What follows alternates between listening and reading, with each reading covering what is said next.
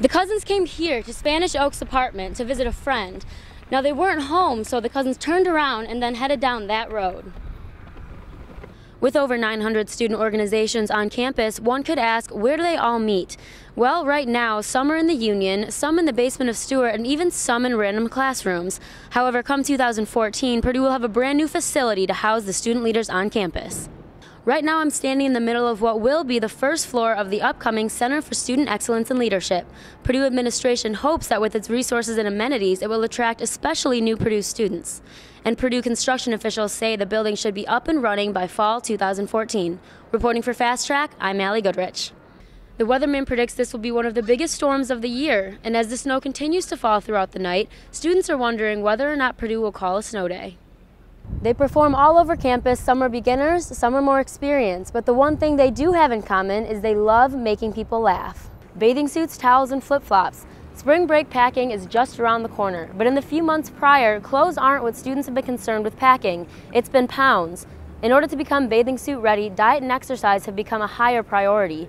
But when does this mentality stop being healthy and start becoming dangerous? You can see on this construction site what the drought is doing to this dirt. When it gets dry and loose like this, it creates dust, making it difficult for the workers to do their job. People who came out today say they were using dummies like this guy here to learn hands-only CPR. Participants agree that this was a fun and easy way to learn this life-saving skill.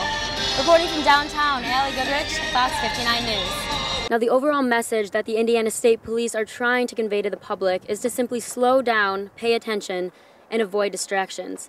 Here on the west side, this is Allison Goodrich, Fox 59 News. It only takes Paul Gaber 15 minutes to transform from a regular Purdue junior to Purdue's most beloved mascot.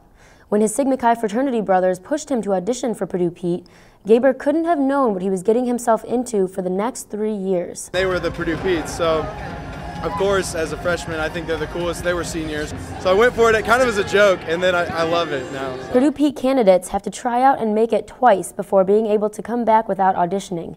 Having achieved that, Gaber gets to sit and watch as incoming Petes endure what he remembers to be an odd audition. There was like stations, they tested your physical, like if you could handle being in a suit for a while. As one of the 3 Purdue Petes, Gaber said his own personality reflects well what Purdue Petes should be. But this isn't the case for all of the mascotted Purdue men. One of my friends is a Purdue Pete, and it's kind of interesting to see him outside of the costume and him in costume because he's totally different.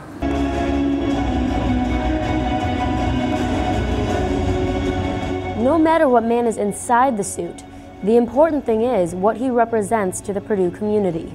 Purdue Pete can't be tired, so when I'm tired or when I'm out of breath, Purdue Pete is never out of breath and never tired. So it gets hard, especially big games in here when the crowd's going wild and you want to keep going, but you've got this stuff on you. While dancing, cheering, and getting rowdy, Gaber takes the responsibility of being Purdue Pete seriously.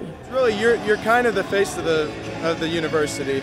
In a way, your actions portray the university. You want to be fun-loving and push it, but you got to know the line and you got to know that there's a university behind you and you can't mess with that. Those students make up the editorial staff of The Exponent, Purdue's very own student newspaper. This semester's editors are almost all new to the job, which editor-in-chief Matt Thomas says is a good thing. Past experiences could influence people in kind of the wrong way. One of the things is I don't want a staff that was going to be complacent. Each of the desks, campus, features, and sports, is working 30 to 40 hours a week to do just that. Main campus editor Jake Sohn says he and his 2 assistants are getting more into the swing of things with every new day. More creative and new story ideas, new features, new everything, I guess. I would say anyone can work at The Exponent.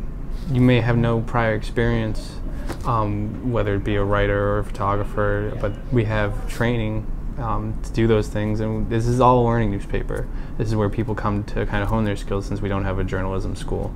Main features editor Morgan Harold didn't expect to learn as much as she has, not only about journalism, but also about time management. Yeah, that's been a challenge too, kind of juggling homework and being a student and remembering that I am a full-time student and this isn't what I do full-time. We are a real newspaper, and I think it'd be really cool to be taken seriously. And if other students think they can contribute, what better way than to get involved? One of the things we want to stress is reader engagement, participation. We want people, even when it comes to, like, example, our Twitter feed, we have over 10,000 followers. That's a great way to get in touch with us, whether something's going on campus that you'd like to see us try and cover, by email, calling us. Just be engaged with the exponent itself. Becker also said the pressure of the media and even peers can encourage people to approach losing weight in ways that are both harmful and ineffective.